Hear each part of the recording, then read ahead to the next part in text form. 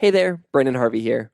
Before we get started, I wanted to give a shout out to the sponsor of this week's episode, Lasting. Lasting is the nation's #1 relationship counseling app. They've distilled decades of research into accessible 5-minute sessions designed to give you the right tools for building a healthy marriage. Lasting is backed by the leading wedding resource, The Knot, and has been featured by ABC News, The Today Show, Good Morning America, and Bustle. Download Lasting in the App Store or Google Play Store today and give it a spin. It's free to download and get started with their Marriage Health Intro Series. Just visit getlasting.com/good to get the nation's #1 relationship counseling app and to help support this podcast. One more time, that's getlasting.com/good to download Lasting for free. Lasting. Marriage counseling made simple. All right, now here comes the show.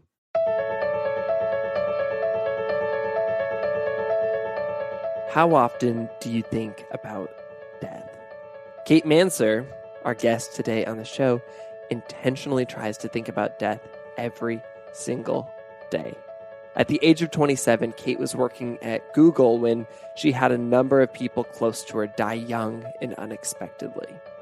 It sent her into this tailspin of fear and anxiety, thinking about her own death and frankly just feeling deeply afraid of that.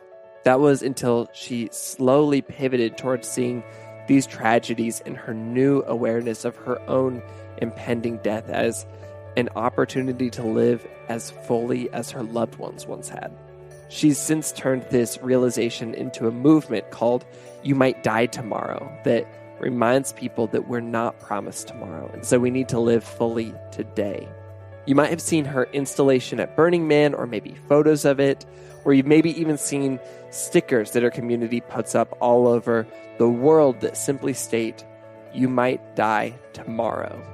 I'm so excited to be diving into this conversation with Kate because this is something that I don't think about as much as I should, and I kind of talk about that in the episode.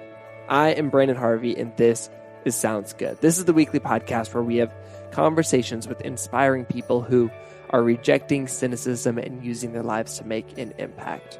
This isn't your typical 3 Steps to Success podcast. We don't host this podcast for the sake of leaving you with bullet points on self-improvement. We just believe that our lives are more complex than that. And so what we do is we show up here on Sounds Good to ask big questions, dive into nuance, and learn from each other's stories. And so without any further ado, let's jump straight into Kate and I's conversation.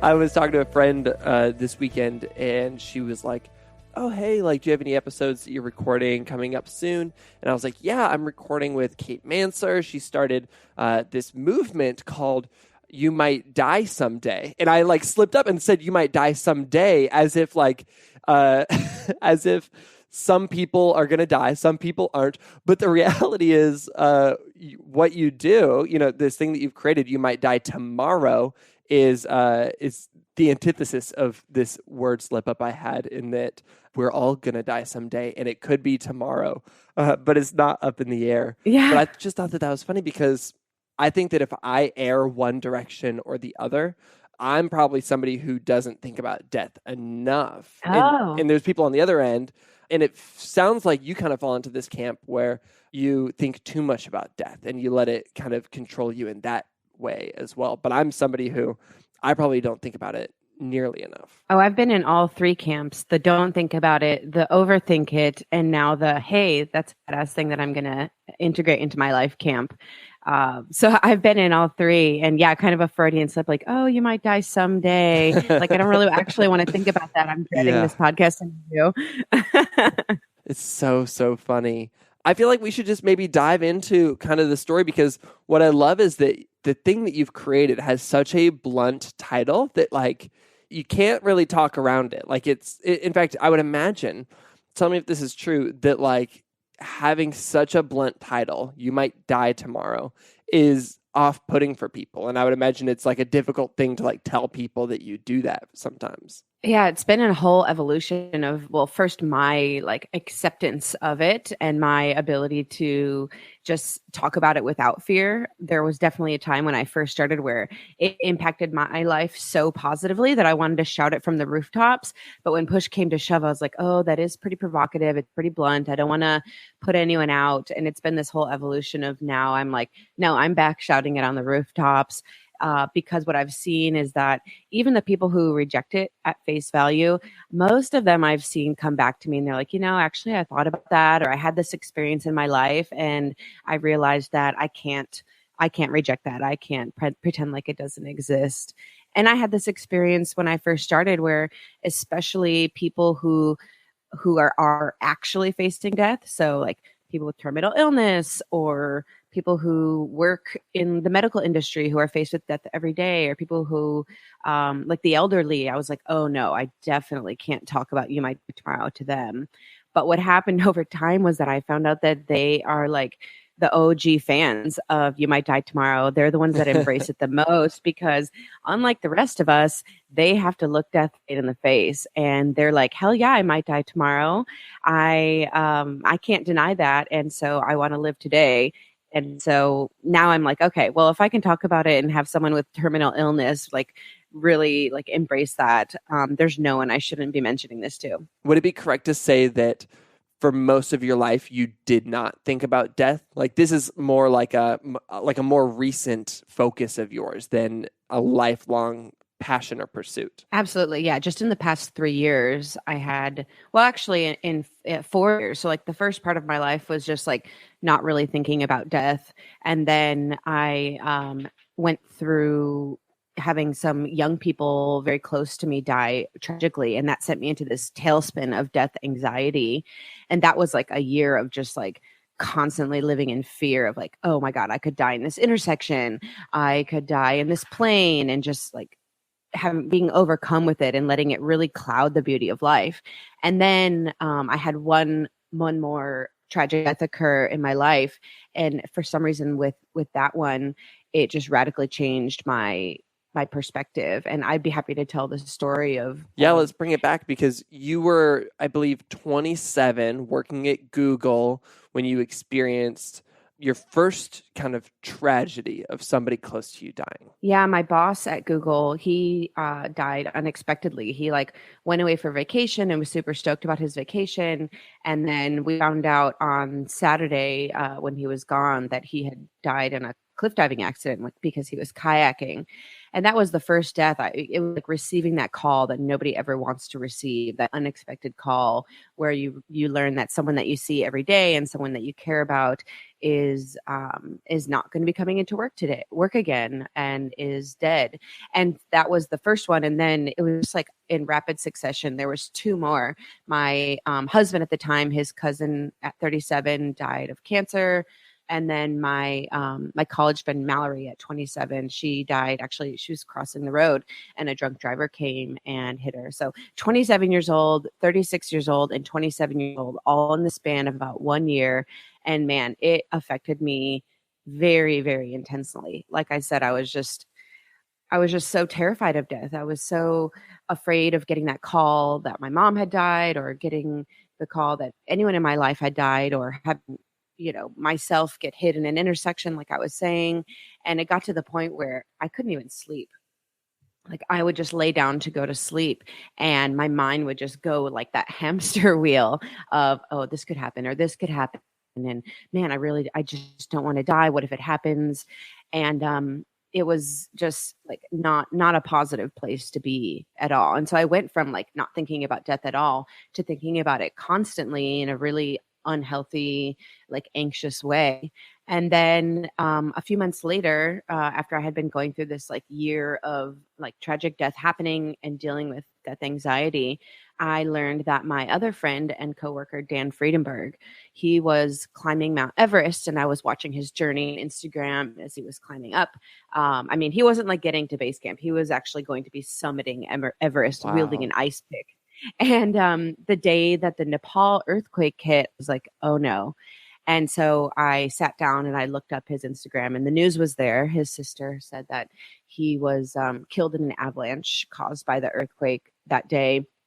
And at first I was so angry because climbing Mount Everest is elective, right? Like you don't have to do it. You're not just like doing an average thing like driving to work or whatever. Climbing Everest is something that you choose to do. And I was like, man, you chose to do this thing and you knew that you could die and you did. And now you've robbed the world with this vibrant, amazing, adventurous person who I really looked up to. And my first reaction was that anger.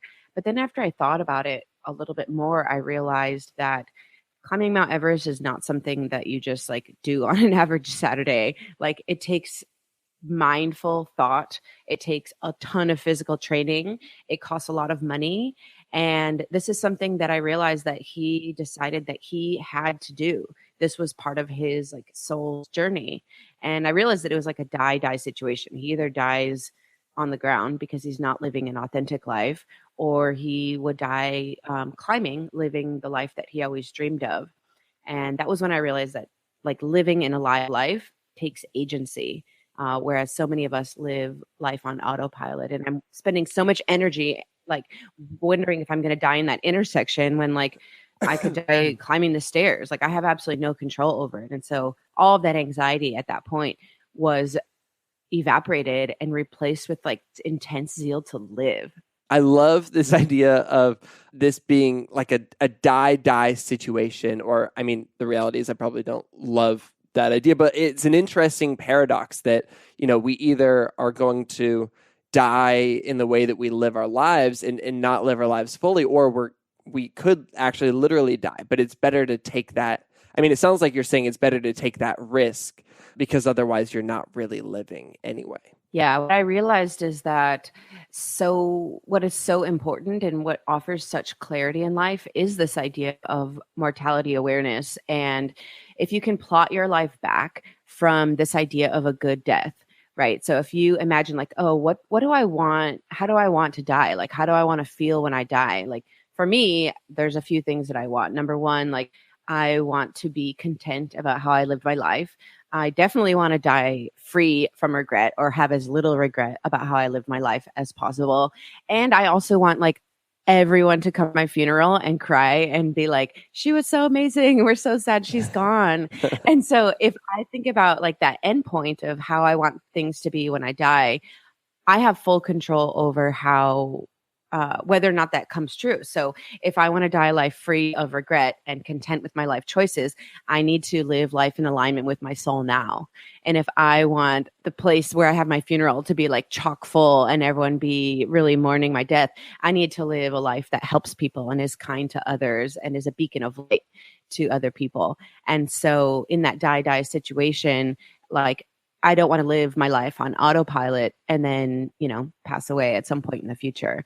I would rather live life vibrantly and with calculated risk so that I can create that scene of death that I want when my time does come, whenever that is. So if you're thinking about your deathbed and you're kind of processing through how you want to look back on your life, do you feel that there's largely kind of a universally accepted answer for what people imagine that to be when they're looking back on their lives? Or is it really different for everybody? I guess I'm curious because you probably talk to a lot of people about this. I think that there's like two aspects to the deathbed. I do a deathbed meditation where I help people through a guided meditation, like visualize themselves on their deathbed and then look back over their life. And there's two aspects. One is like the physical place of like, if you're imagining your deathbed, where might that be? And for that is different for everyone. I've had people say that their deathbed is like in their grandmother's house, cozy in bed. Other people is like enshrouded in white on the beach. I even had one person say that their visualization of their deathbed was like actually a place that they had gone to in a psychedelic plant medicine trip that they thought they'd never have the opportunity to visit again. So it's wherever that place of comfort is to you. And then there's the mental space of your deathbed. Like that's what I was saying as far as like, oh, I want to be content with my life choices. I want to die free of regret. And I want people to love me and miss me when I'm gone. I think that's pretty common. I think a lot of people have heard the top 5 regrets of the dying, written by the hospice worker that went viral many years ago. And those are what she heard over 20 years of work as a hospice worker. And she was able to pull like those 5 themes to the top, as those are the core themes that everyone feels when they're facing death. I actually just pulled these up online really quick. And so I just want to go through these. These are the top 5 regrets of the dying by Brony Ware. And number 1 is, I wish I'd had the courage to live a life true to myself, not the life others expected of me. Number 2 is, I wish I hadn't worked so hard. Number 3, I wish I'd had the courage to express my feelings.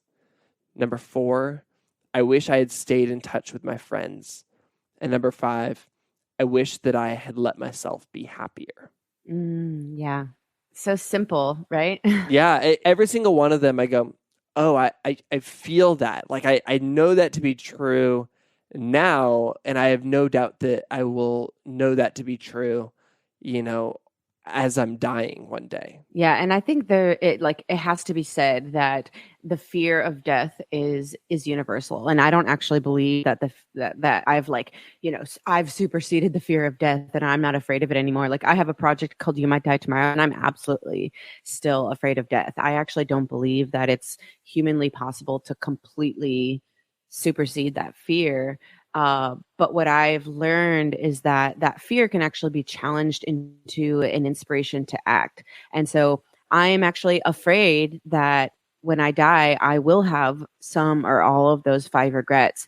But instead of doing what I used to do, which was like go down that path of anxiety of worrying about controlling the future, I use that fear of death and that fear of having a deathbed regret as the inspiration to make my life an expression of the antithesis of that today. So for me, the fear of death is an inspiration to live alive today, as opposed to what it used to be, which was definitely a source of anxiety.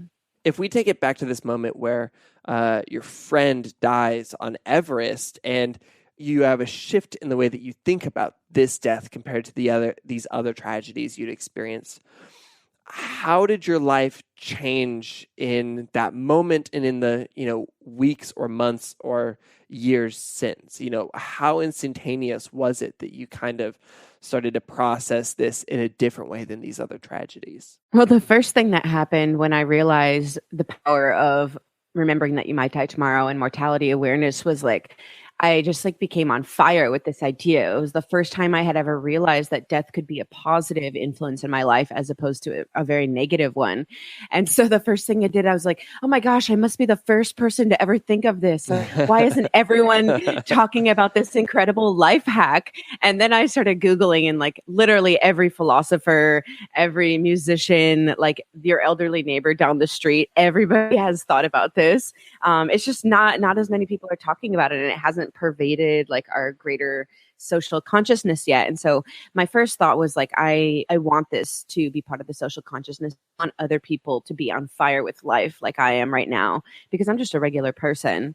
And then the second thing that happened was I felt an urgency to live.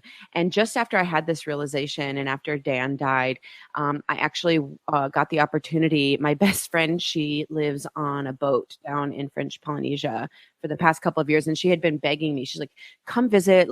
It's totally free once you get here. Just come enjoy, live on the boat for a couple of weeks. And I gave myself a million excuses at the time. I was like, oh, I don't have enough money. I don't want to be a bother. I don't even know if I like boats and sailing. But after Dan died, I was like, you know what? Okay, I'm going to go.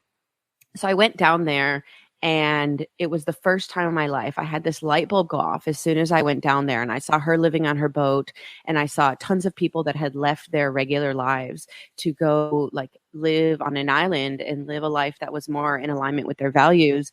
This light bulb went off, and I was like, oh my God, I can do whatever I want with my life. I could live on a boat if I wanted. I could move to Japan. I could become a shoemaker if that was what my calling was. And it was the first time in my life I had this light shined on the blueprint that I had been following, and the realization that I can wake up and make actual like mindful choices in my life. So those two realizations together, that life is so fragile and I could die tomorrow, and that death offers a perspective on life like nothing else. And then that second realization that, oh, I can do whatever I want with my life. Those two together caused me to, at the time, leave the job at Google that I loved, but I knew that there was something else, some other experience more out there for me, to start the You Might Die Tomorrow project, to start writing my book, and to begin spreading the message all around the world. Have you encountered other people who have had this same realization or these same, moments of tragedy where in response they realized that, they did want to live more fully today because they could die tomorrow? What have been their kind of responses? How have they taken leaps into this? And have they also taken on this almost ambassador role of this idea? Or do you feel like that part is unique to you? It's definitely not unique to me. There are a lot of people, especially in the past like 5 years, it is growing in terms of people who, like the death doula movement, for example, people that are becoming death doulas, and other people who are just on this level of understanding about the power of mortality. But in terms of like groups who have realized that power of mortality, I think it kind of falls into two groups. And the first group consists of like pretty much everyone on Earth, which is that everyone who has experienced some death in their life, whether their own near-death experience or more likely the death of a loved one. I feel like most people, after a death happens, we go through this period of like embracing life. And what I've been able to like take over a long period, I think most people experience that after, where they're like, oh my gosh, hug your loved ones, life is so fragile. But for some reason, for a lot of people, that fades. And so that's the first group, is someone who's experienced that like realization of the fragility of life for a short period. And then the second group is people like me who have realized that and been really deeply inspired by that and have made the choice to incorporate that into everyday life. And it's not easy, right? Like, I just wrote a blog post the other day about, having a spiritual awakening and what happens after. And it's like a lot of work. So just because you have a spiritual awakening or some type of realization in your life, you still have to do the work to like force yourself to be happy sometimes when things get hard. I mean, this is a podcast about, and your whole project is beautiful. It's about optimism, but sometimes optimism isn't something that comes naturally. It takes work. And so of those people who have had the realization with near-death experience, and then people who have let that fade, yeah, I'm definitely not unique. And I believe that everyone has the power to experience the vibrancy and perspective offered by death. So what do you do kind of on a day-to-day, week-to-week basis to help you stay in touch with this idea, to keep you living like you could die tomorrow? Yeah, one of the things that I do is like, I am definitely a person who gets trapped in decision paralysis a lot. It's like, for you have this one decision and you spend 40 times longer than you should, just like going through every avenue and trying to figure out what's the best one.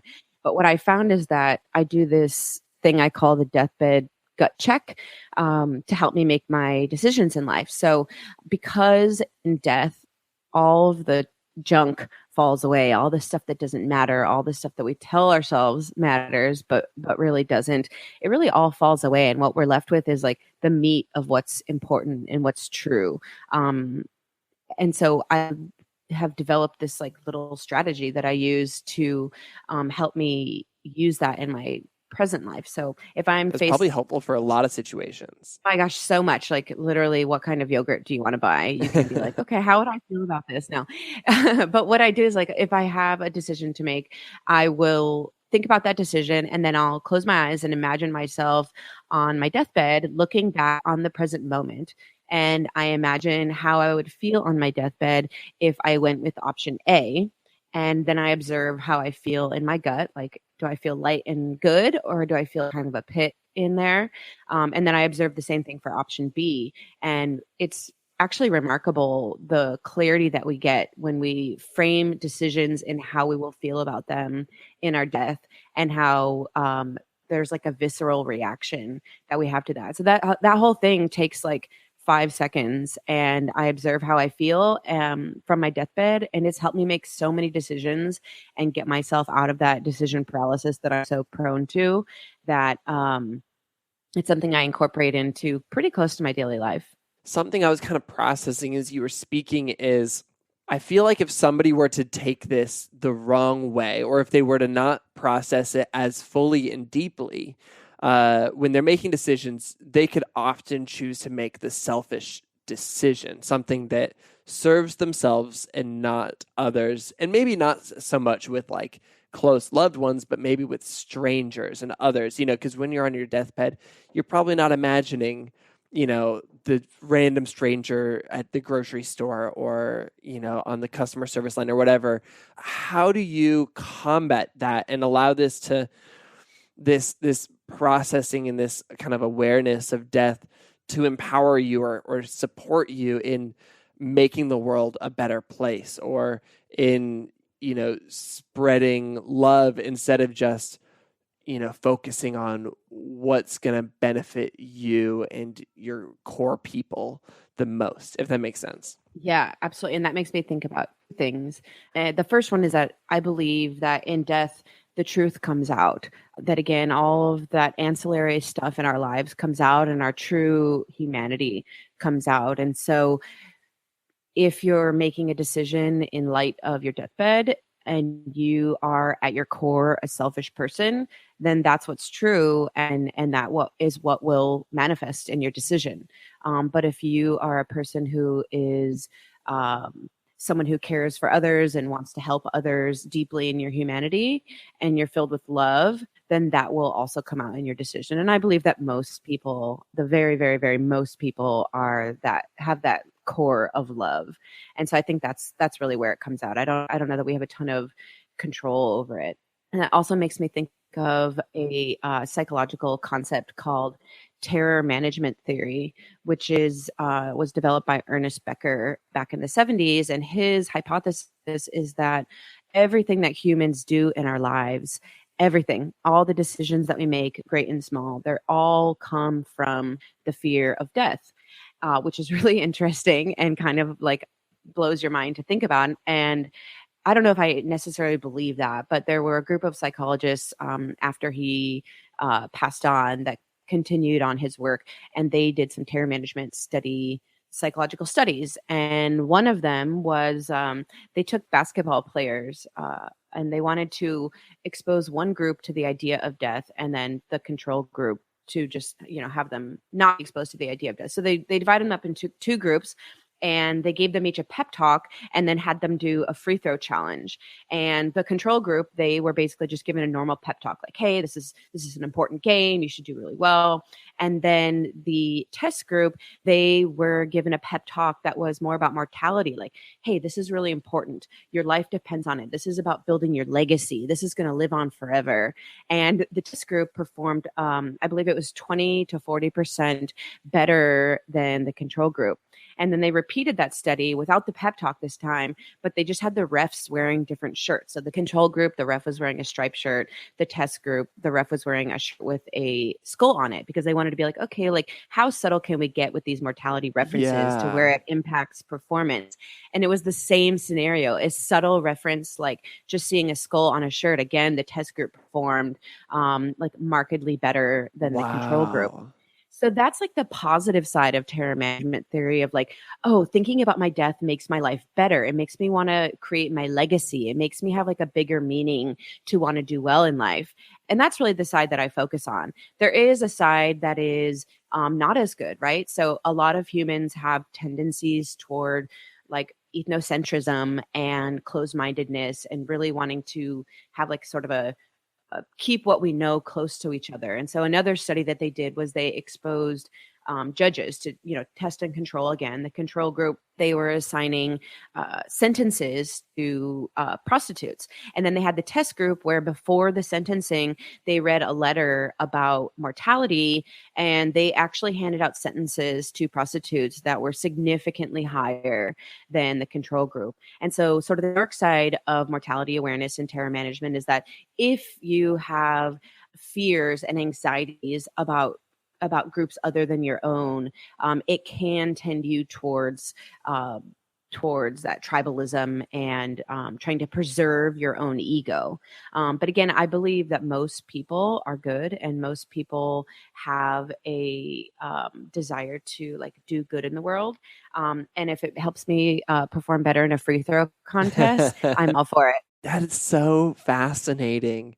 Another thing that I was kind of processing is I actually found this quote that you shared online where you said, I believe fiercely that life isn't meant to be lived in avoidance of pain. One must endure the bitter to have the privilege of savoring the sweet and to make it taste that much sweeter.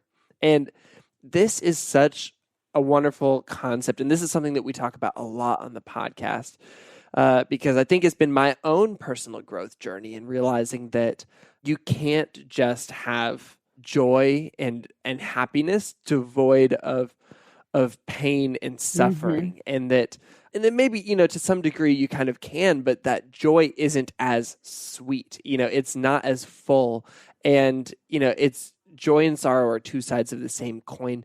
And I find it so interesting that you have come to find that to be true in this world of understanding death as well. Oh my goodness. Yes. I mean, based on what you just said, it sounds like you kind of share the same view, which is that if you look back over your life, the biggest periods of personal growth are almost always in times of struggle and challenge and difficulty, right? Totally, 100%. Yeah. And so, in order to live a full life and in order to realize the good in life, we're going to mess up. Right. That's the other perspective that I love that death gives me, which is like, I'm totally going to mess up a lot. And some people are probably going to think I'm really stupid and some people won't like agree with me. But really, like, there's very little of that matters. Like, I'm not going to think about whether like Joe Schmo like thought that, what I did wasn't good. And so it's that perspective that death offers. And in terms of like enjoying the tough stuff in life, again, like contrast is beautiful. Just like you said, it's two sides of the same coin. And so oftentimes when I'm like praying to God or the universe, I actually ask for challenge. And sometimes when I write birthday cards to people, I'm like, hey, I hope that you have like a little bump in the road this year, so that you can really appreciate all the beauty that you have in your life. And I'm like, I crave perspective so much, because otherwise I feel like we're in autopilot. And so death offers perspective, challenge offers perspective, and I'll take it wherever I get it. I always say that perspective is a hell of a drug, and it's my favorite one.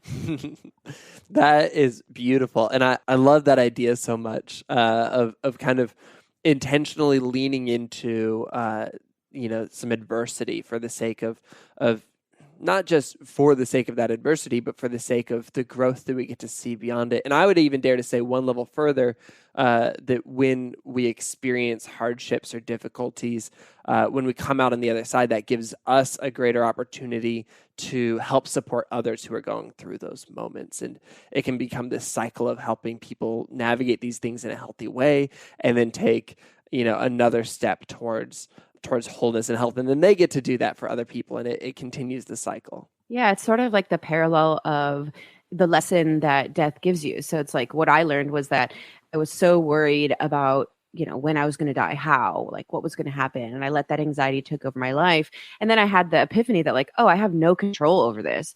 I have no control over it. But what I do have control over is living life vibrantly and fully until that time comes. And it's the same thing with challenge. Like we can spend all of our time worrying when the challenge will come, what it will be, whether we'll make it through.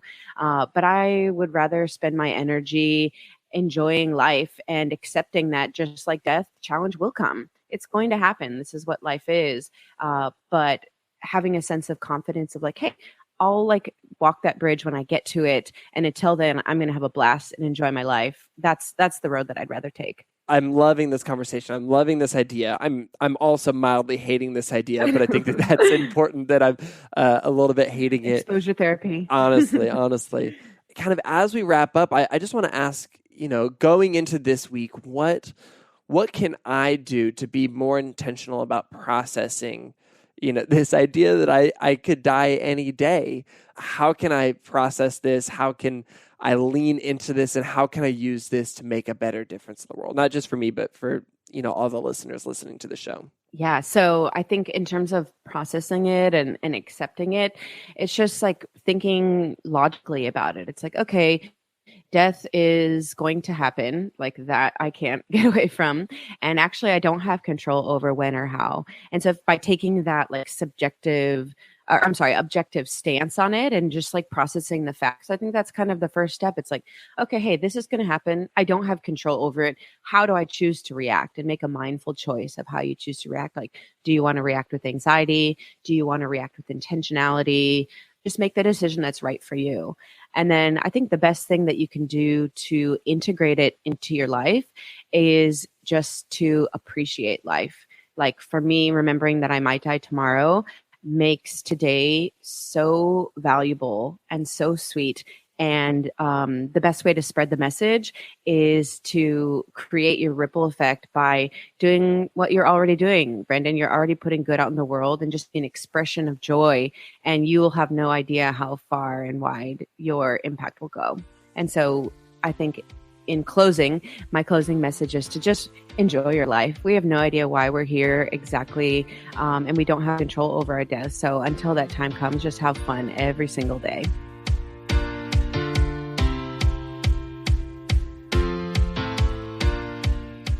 I loved this opportunity to dive into, discussing something that I very seldom even think about. And I'm glad that we got to have this opportunity.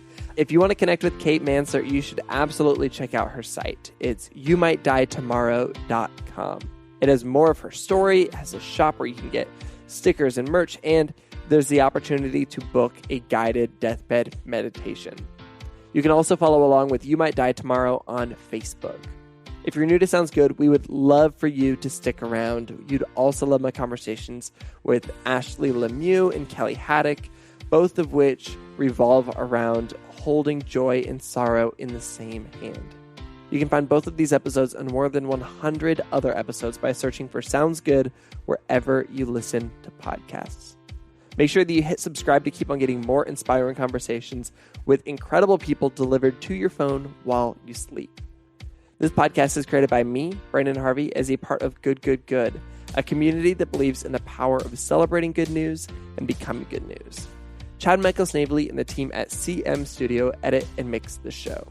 You can get lots more hopeful stories on social media by following us everywhere at GoodGoodGoodCO. We also create a beautiful quarterly newspaper that celebrates the people, ideas, and movements that are changing the world for the better. You can order it today. You can subscribe. You can get some for friends. You can do whatever you want. And you can check that out and see what else we do at goodgoodgood.co. And on that note, that is a wrap for this week's episode. Go out and remember that you might die tomorrow. Go out and live your life fully. And we'll be back next week with another inspiring story from an incredible person.